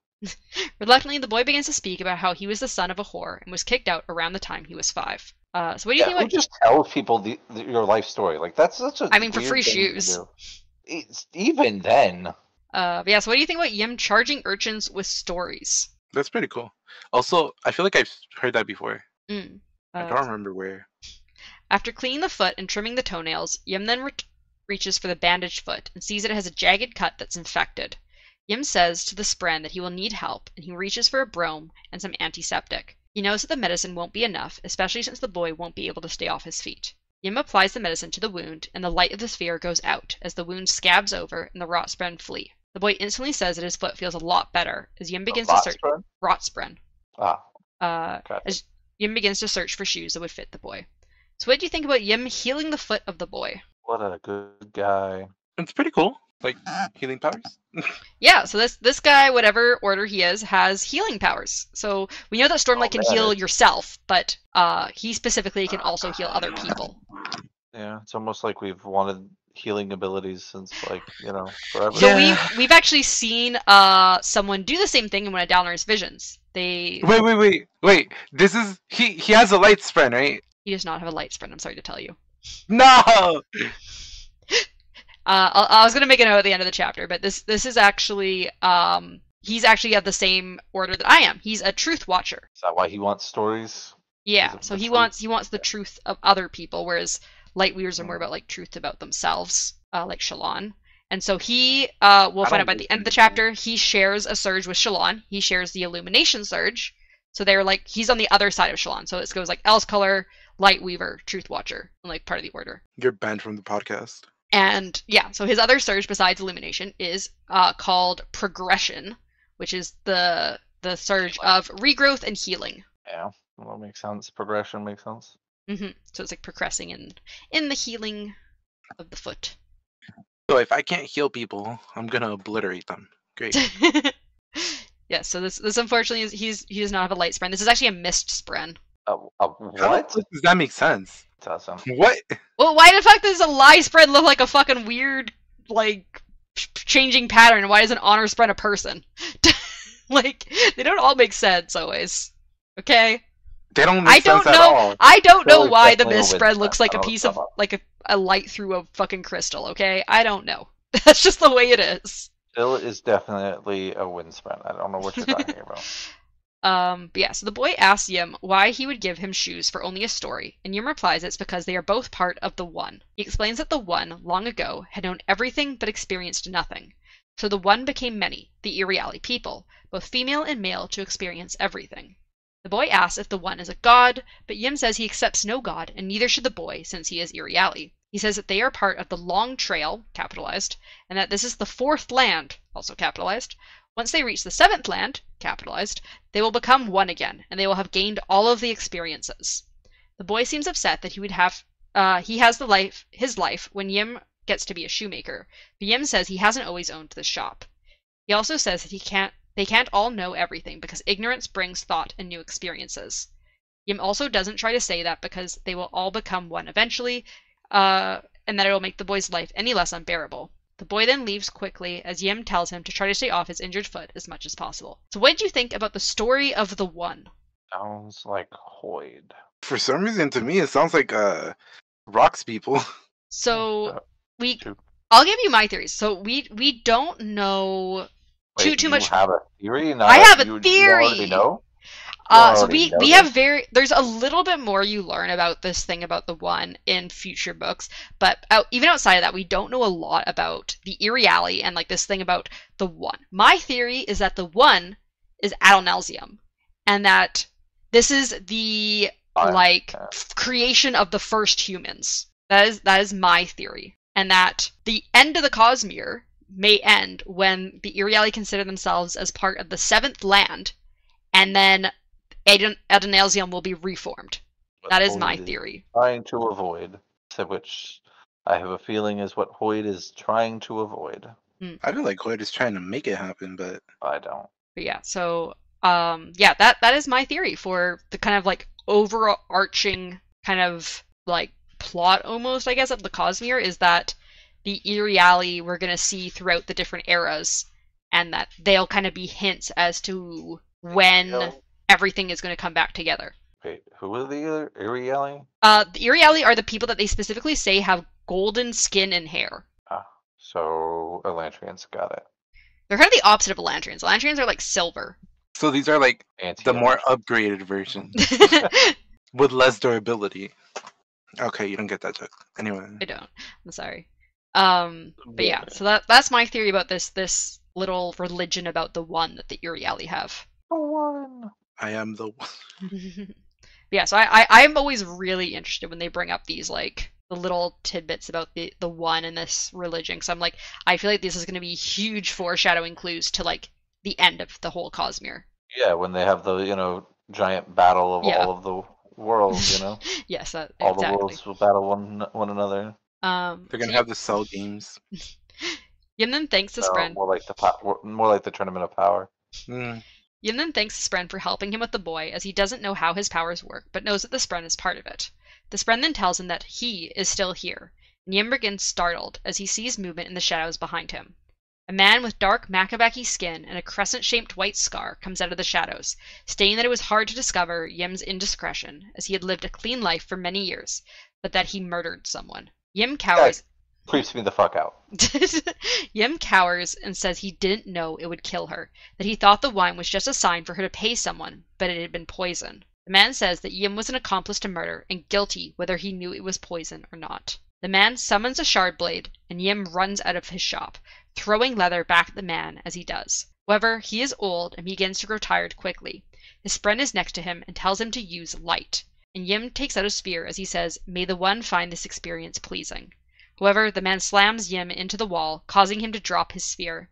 He tells the man that his crime was 40 years ago, but the man replies that justice doesn't expire. He then rams his shard blade through Yim's chest, killing him. So what did you think of the man coming to kill Yim with a shard blade? Creepy as fuck. Also, wasn't there somebody watching all of that happen, though? No, so he was the one watching. This is the guy he's referring to, like the man that's been... So apparently this guy's been following him around for a while, and then finally found a crime that he had committed, and was like, okay, time to murder you. This is justice. The kid or whatever that he had just given shoes to was... The kid apparently, I guess, left, like, because he tries to call out for help, but the kid obviously doesn't come for him, so he's either gone or just doesn't want to deal with it. Maybe this dude murdered them. Maybe, yeah. Even though he seems to care a lot about other people murdering people. Mm-hmm. It seems implied, though, that the guy was, like, hiding in, like, Yim's back room during the whole time he was interacting with the kid and was just, like, waiting there until the kid left. Because I believe the kid goes out the front door and then, like, Yim says the guy appears, like, behind him from the shadows. So, like, he came from, like, the opposite side of the shop. But yeah, so when his little friend tells him to use light, the friend's starting to tell him, like, use, like, the illumination surge to, like, create, like, some sort of, like, illusion to distract him to get away. Use light. But apparently Yim only knows how to do the healing. He does not know how to use the Surge of Illumination, because it sounds like he's really new to all this. Man murdered him in his prime. That's unfortunate. Because there's also, although every order has, like, its own surge, each order is technically... They have, like, their primary surge and their secondary surge, and I believe Truth Watchers, their primary surge is healing, whereas Lightweavers, their primary surge is illumination. And I think Else Colors, their primary surge is the soul casting. So, like, there's usually, like, a surge they're better at than the other. It's a theme in most of these books, to be honest. So yeah. Yeah, then this is where I had my little note that Yim was a Truth Watcher with the surges of illumination, which is the same as Shallan, and progression. And his spren was a misspren, even though it definitely looks like it should be a light spren. Yeah, and then we have Interlude 3, Risen. So we switched to Risen's point of view as she... first of all, were you expecting to see Risen again? We get Risen for... This is only her second interlude, but we got one last book, one this book so far. Cool. Risen! Literally the girl in this whole chapter. Yeah. We met her previously in Shinovar. I didn't even know I honestly did not remember meeting her until very far into this. They bring up how she has the shin grass. Yeah. I still want to know what she looks like. I can look her up. She sounds super cute. Risen. This page will load. It probably won't because you have shitty internet. I don't recognize her, but I did go through her whole chapter, so it's like I know everything that she does here. I don't remember her from anything else. Hey, don't make fun of me, alright? Just because the fucking last 10 minutes I wasn't. Here's some artist renditions of Risen. Risen? Oh. Oh yeah, that is not what I thought she looked like. Oh, wait, what's the little dragon thing? That's the thing you mean? Oh yeah, you didn't read to the end of the chapter, so you don't know what that is. That literally comes up the very last page. Wait, that's a little dragon thing. Yeah. Is that her spren? It's not a spren. Oh, that looks so cool though. Yeah, that is Risen. Yeah, so we switched to Risen. I had to do adulting things, okay? Sorry. We switched to Risen's point of view as she holds her pot of shin grass that she had named Tivnik, meaning sullen, as they sail across the Reggie Sea. The precipitation here was annoying, as it was less than a drizzle but more than a fog, and this ruined her hair, makeup, and clothing. Viston was 2 boats over from her, as they had 16 boats full of goods to sell with parchment paddling them. Viston was currently sick, and Risen tried to tell herself that he'd be fine, but she had seen blood in his handkerchief recently. Risen asked their guide, Gu, when they'll be at their destination, and Gu replies soon, meaning possibly today. Gu mentions that the patterns are off these days, but they should be able to find the island soon. Apparently it was a moving island. As Risen contemplated the trees in the water and how their bark was as hard as stone and could be dangerous to boats, she spotted land. However, what Risen thinks is a large mountainous island is actually a great shell. Apparently sometimes the great shell islands went to war with each other when they got too close, although not always. Risen asks why no one told her the islands were great shells, but her guides just tell her that it was better to see it firsthand. So what do you think about the Reshi Islands being great shells that are as big as islands? I've seen it done before. What do you think? That's why I wasn't that surprised, but you know. What do you think about the giant great shell islands? I mean, it's kind of cool, I guess. It's It's a lot lackluster to me, only because giant lion turtle islands from Avatar, but yeah. So Goo brings the boat around the hind leg and to the flank, where the shell dipped into the water to form a platform. Nearby, unclothed youths, both male and female, were swimming and jumping into the warm water. Shamespren that looked like red and white petals fell around her, causing her associates to chuckle. Once the great shell had taken another step, Goo brings the boat up close to the creature so that Risen can step off the boat and onto its shell. Vistim's boat then comes up, and Risen worries about how frail he is. Vistim tells her that his weakness won't go well for their trade, so Risen will need to do it herself, and she must be bold, unlike with the Shin. Risen is also surprised when Vistim points out that the people here aren't all Reshi, but instead there are people from all over swimming together naked. Vistim then tells Risen that the Reshi consider trading like a battle. They also won't let them stay for long unless they are joining the island group. Risen then asks what they are trading, but Vistim says that they had already decided the terms years ago. However, Risen needs to convince them that she is worth trading with. So what are your first thoughts about Rhythm having to trade with herself, or by herself for the first time? When I first read it, I was like, alright, bet she's taking the place of her master, or like she's gotta, take care of issues herself. Gotta step up. What did you think, Mythic? Somebody has to step up. So as Rhythm walks away from the dock and further onto the shell, she notices that it can be hard to notice it's the shell of a creature instead of a normal island. There were lots of plants on the creature, and Rhythm is surprised that they had steps cut into the shell. Kilram says that shells can't feel their shells, and it's likely the great shells can't either. They then make their way into a jungle, and the humidity becomes oppressive as Rhythm wanders through it. Kilram walks with his hand on his side sword. Through a clearing, Rhythm can see some people jumping off a high ledge up the shell, and she feels nausea at the height. A voice then says that they're jumping from higher places because foreigners are here, and at first Rhythm thinks it's Kilram talking, but then sees an Amian man hanging upside down from some vines in the trees. I wonder who that is! I wonder... So Kilram seems wary of the Amian man, as there are superstitions that Amians bring bad luck. Rhythm asks if the man is alright, and he replies that he thinks he is, between blackouts and his ankles growing numb. The Amian asks if Risen is going to see the king, and Risen says that she is, and he replies not to mention the soul of their gods when speaking to the king. They leave the Amian walking up more steps through the jungle. Eventually they get to the top of the great shell near its head. Here there were soldiers with spears that had colored tassels, and they wore wraps under spiked carapace armor. What do you think about Amians being considered bad luck? Yeah, it makes sense. They're not bad luck. Dude, it's definitely bad luck. I like how Kiram's like, they can take off their limbs and their skin, and it's horrible. They're cool. Actually, he's just chilling. He's just upside down in some vines. Just like, hey, He's probably trying to find some sort of weird spren again. So Rhythm walks forward through the rows of spearmen and approaches the king, who she thinks is young at first before realizing is actually a woman with graying hair. She is confused, thinking a man next to her may be the king, but the man replies that they are led by a king and that gender is irrelevant. I agree.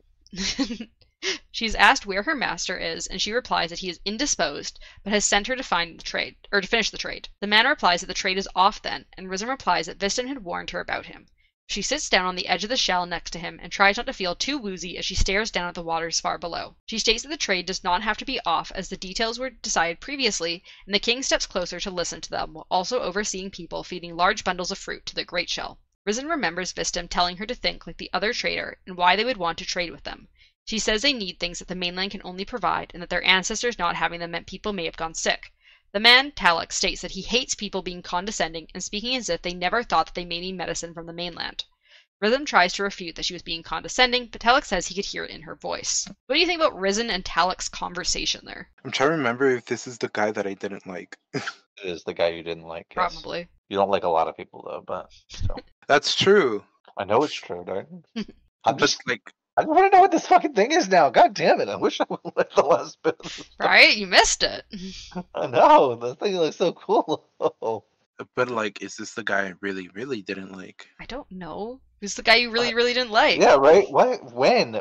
Just when did you not? This is the translator dude. Yeah, this is the translator guy. Yeah. Okay. Yeah. No, I fucking hate him, bro. Why though? He's so fucking annoying. Oh my god. So eventually I'm such a bad person because I would have just like probably thrown both of them if I could.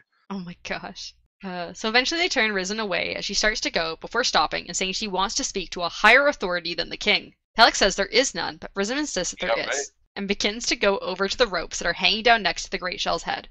She climbs down and Talek starts shouting that she's being stupid and for others to pull her back up, but the king stops him. Risen speaks to the great shell, but isn't sure what she expects to happen. Talek says that the king had commanded her commanded her to come back up, but suddenly the great shell bites the rope, causing it to snap and Risen to scream as she falls down to the water below. For a moment, she sees the eye of the great shell, which is as big as a house. So what did you think about Risen's attempt to be bold and speak to the great shell? That was great. Yeah. I wanted it to happen so bad. Did you say, Mythic? I agree. It was fucking awesome. Just him, hey, great shell. You know. Like, No, I expected him to be like, "What's up, girl? What you need?" But you know. Nah, he just like, fuck you, like bit the rope. mm-hmm. He was hungry. I mean, he had just been given food. Nah, still hungry. So we then skip forward to Risen waking up to Vistim and Talak speaking. She realizes that Vistin was the man who trained Talak, and that Vistin wasn't as sick as he appeared. Vistin concedes that this had been a way for Risen to try trading in a controlled setting, that the trade had never been in danger. However, Risen realizes she can't feel her legs and asks if she'll ever walk again. Vistin replies that he doesn't know, but he does know that she will trade again. Vistin then replies that he had traded for a Larkin corpse, but the island had given a baby Larkin to Risen, and she saw it crawling up her arm. It was like a small kremling and had wings. Vistin says that these creatures were said to have died out with Amia. He also explains that Risen shattered both of her legs and would be here on the island for some time while she recovers. So yeah, what did you think of the Larkin? So this Larkin is apparently like a small little kremling, so crab, like crustacean creature with wings. And is apparently from Amia, which is where Axes is from. So it's like from like this weird place where like the weird blue people are from. Oh. And apparently most people think they're like extinct. Like they think they're all gone and like they're super fucking rare. They look cool as shit, so. They're cute as fuck. I won't Yeah. lie. How big will it get? We don't know. Well, it's gonna Be be dragon rideable. size. It's gonna be rideable, yeah. Anything is rideable if you try hard enough. Oh god. Also, what did you think about Vistim exaggerating his illness and then having to blame himself for Risen's injury because she fucking got like super hurt when she went to get trade for herself? That's one of the things that pissed me off. Like I don't like this character that was her mentor or whatever. I don't like that translator dude. The freaking island was cool. He was chill. He was just trying to eat, you know. But like she's like injured because of your little test, you know. Mm-hmm. Also, do you think Risen is going to be permanently paralyzed, or do you think she will heal? I think she'll heal. You see, I was gonna say something and it's gonna make it sound like so insensitive, but I was gonna say it would be cool if she stayed that way. If she stayed that way, and then this thing can like Help her, carry her around, yeah. fuck, that'd be cool as shit. Yeah, because she specifically says she cannot feel her legs at all. A little Hodor moment. She just rides this thing constantly. Mm-hmm. Yeah, I kind of want that to happen now too, to be honest, Darkness. So yeah, that was our final chapter. I have many overview questions this week. First of all, what else do you think we're going to learn about Shallan's past? Probably her past. Great, thank you, Darkness. Very insightful. I mean, if we're still going, then it's probably gonna be the whole storyline of what happened with her dad and everything. What do you think, Mythic? What do you think we're gonna get from Shallan's? We're gonna figure out who this monster is, and then we're gonna find out what's in that box. Yes, I want to know what's in the safe. Yeah, what's in the box? What's in the box? Also, how long do you think it's gonna take for Shallan to get to? Spoiler, it's a head. How long do you think it's gonna take for Shallan to get to the Shattered Plains? 50 years. Ages. She's probably never gonna make it. It'll probably be her like child that makes it. That's how long it takes her, you know. Also, what do you think is going to happen with Kaladin now that Amaram is at the Shattered Plains? You know what? I change it. It's not gonna take 50 years. It's gonna change. It's gonna take like at least 5 final dissolutions. Desolations? Yeah, there you go. Desolations. But only final ones, not normal ones. Interesting. What was that other question? What do you think is going to happen with Kaladin now that Amaram is at the Shattered Plains? Oh, he's gonna like turn the lights on and he's. I know it's probably not gonna happen, but I really just want him to walk up, you know, talk to Dalinar, tell him what happened, you know, have a little healthy conversation, and show him that he can like sparkle like a vampire. But if it can't happen, you know. What was the question? What do you think is going to happen with Kaladin now that Amaram is at the Shattered Plains? He's gonna fucking murder this man. Damn! I just want him to just jump through a window, fucking murder him, and then jump back out. Also, Darkness kind of touched on it a little bit, but do you think this friendship between Amaram and Dalinar is going to affect Kaladin's relationship with Dalinar? Yes, 100%. All is forgiven in love and war. That's not true. And then, what were your overall thoughts on the Listener Society? The fact that they should have been singers, not listeners. Right. That was my whole thought. No, and that I was right about a lot of things. That was pretty cool too. But that seems to become that seems to have become like a running thing. So. Well, that's what happens when you sleep through a lot of it. I did not sleep through this book. Okay. He had to stop reading because he had adulting. Yes, I missed the last 10 minutes of this specific session. This chapter, and it was the one that you found most interesting because it had the little Larkin. What the fuck is that thing? He's a baby. He's a little baby. Also, do you think we're going to continue to get interludes with reoccurring characters, just like we have with Risen and like Axes? Like, are you think we're going to continue to see them? Yeah, I mean, I totally didn't look at the chapters or anything. Good idea. Hold on. No. I totally didn't look at all of these chapters when I was trying to figure out where 10 was. Do you mean where 10 I mean, it's was? not. Like not I had to go to the chapters to find chapter 10. Oh. Click it and go onto it because I was rereading the last time or whatever, and I didn't make it all the way through again. So it's not allowed, right? I totally didn't. I mean, technically, you can see the chapter titles because they're at the front of the book. Yeah, totally didn't see all the other interludes, and one of which I cannot wait till we get to, but will be fucking forever, I'm sure. Yeah, like the last one or something? 10. No, I want to say 10. Interlude 10. Where's interlude 10?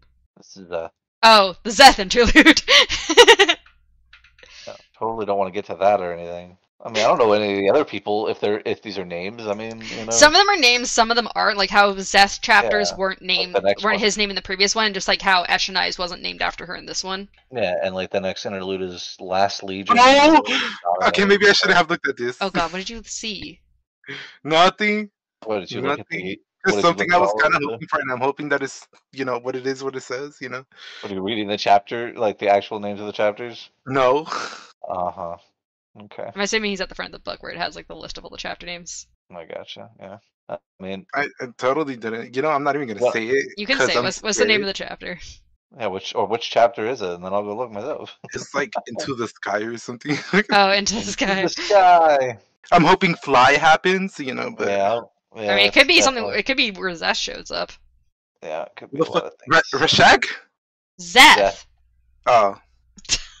Where'd you get Rashek from? Well, I heard Rashek. I was like, who? This is a really cool name for a fucking chapter. To Kill the Wind. Don't. No mas. Oh my gosh. Anyways, so. The whole chapter on the Ghost Splits, guys. Oh man, now I'm just gonna go through all these chapters and read all the chapter names. Anyway, so next time we will be doing Interlude 4 until Chapter 17. Damn, that's a lot of chapters. Alright, cool. So that is going to be... So, wait, what? Interlude 4 to 34, got it. What chapter were we on before the interlude? 11, I believe. No, 12. Or 12, sorry, yeah. Okay. We're doing 1, 2, 3, 4, 5. We're doing 6 chapters. Mm-hmm. That's not that bad. No. The longest chapter is 15 pages, so... Jeez. They're shortish chapters. Short. I'm very excited for... Oh, you said Interlude 4 to Chapter 34, got it. No, Interlude 4 to Chapter 17. Also, I think... all the way to the next interlude. I think there might be a World Hopper coming up next episode, so we'll see if you guys catch it. Legion? It's me. Legion? Yeah, wonderful. I'll just tell you, Last Legion is another Eshonai chapter. Okay.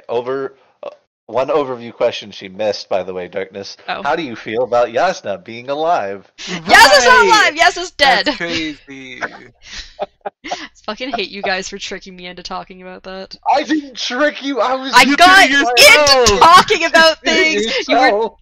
It's your guys' fault. All I was talking about was Yasna and Hoyd being a fucking couple. And you're like, yeah, well, I really hope she gets to World Hop. And I'm like...